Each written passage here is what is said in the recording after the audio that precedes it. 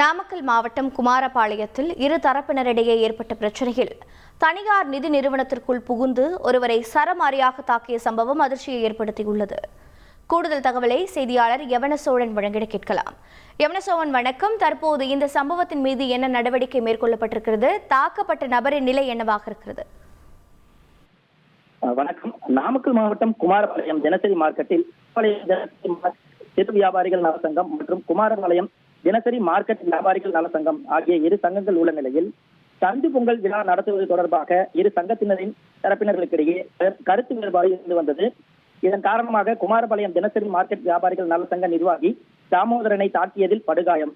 பவானி தனியார் மருத்துவமனையில் சிகிச்சைக்காக அனுமதிக்கப்பட்டிருந்தார். அவர் தற்போது உயிருக்கு பயந்து தலைமறைவாக உள்ளதாக தெரிவிக்கின்றனர். சம்பவம் குறித்து வழக்கு ஏதும் இதுவரை பதியப்படவில்லை. தற்பொழுது அந்த தாக்குதல் சம்பவம் குறித்த சிசிடிவி காட்சி வெளியாகி பரபரப்பை ஏற்படுத்தியுள்ளது.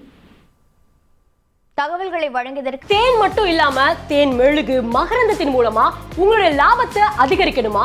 இப்பவே ஃப்ரீடம் ஆப்பை டவுன்லோட் பண்ணி எப்படின்னு கத்துக்கோங்க. நன்றி யவனசோழன்.